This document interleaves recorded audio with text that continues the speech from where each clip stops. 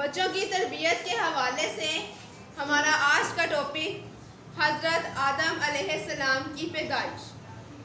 اللہ تعالیٰ نے آدم کو مٹی سے پیدا کیا اور ان کا خمیر تیار ہونے سے قبل ہی اس نے فرشتوں کو یہ اطلاع دی کہ عن قریب وہ مٹی سے ایک مخلوق پیدا کرنے والا ہے جو بشر کہلائے گی اور زمین میں ہماری خلافت کا شرف حاصل کرے گی۔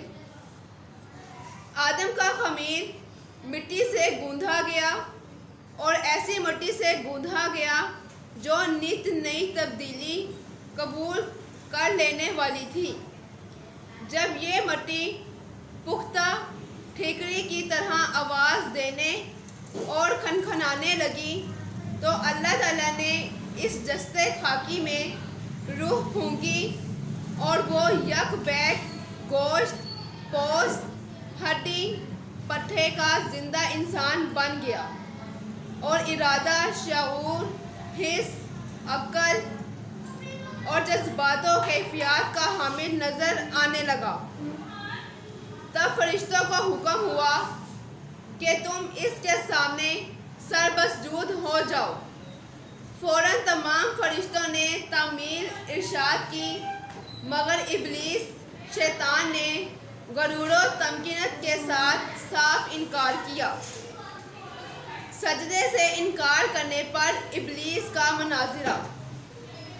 اللہ تعالیٰ اگرچہ عالم الغیب اور دلوں کے بھیدوں سے واقف ہے اور ماضی، حال اور استقبال سب اس کے لیے یکساں ہیں، مگر اس نے امتحان و آزمائش کے لیے ابلیس شیطان سے سوال کیا، کس بات نے تجھے جھکنے سے روکا جب کہ میں نے حکم دیا تھا؟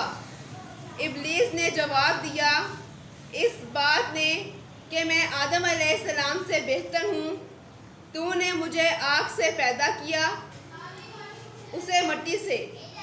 شیطان کا مقصد یہ تھا کہ میں آدم علیہ السلام سے افضل ہوں، اس لیے کہ تو نے مجھ کو آگ سے بنایا ہے اور آگ بلندی اور رفعت چاہتی ہے، اور آدم علیہ السلام مخلوق خاکی، بھلا خاک کو آگ سے کیا نسبت؟ اے اللہ، پھر یہ تیرا حکم کہ ناری خاکی کو سجدہ کرے کیا انصاف پر مبنی ہے؟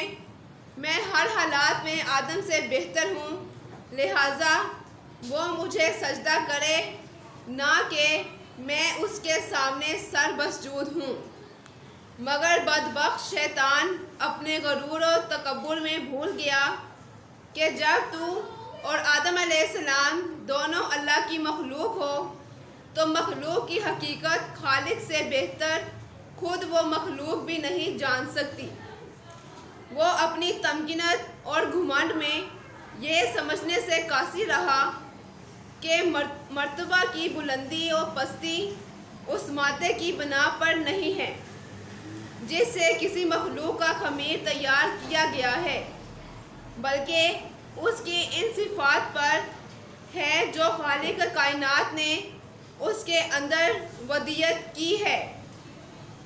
بہرحال شیطان کا جواب چونکہ غرور و تکبر کی جہالت پر مبنی تھا، اس لیے اللہ تعالیٰ نے اس پر واضح کر دیا کہ جہالت سے پیدا شدہ کبر و نخوت نے تجھ کو اس قدر اندھا کر دیا ہے کہ تو اپنے خالق کے حقوق اور احترام سے بھی منکر ہو گیا، اس لیے مجھ کو ظالم قرار دیا اور یہ نہ سمجھا کہ تجھ کو تیری جہالت نے حقیقت کے سمجھنے سے درماندہ و عاجز بنا دیا ہے۔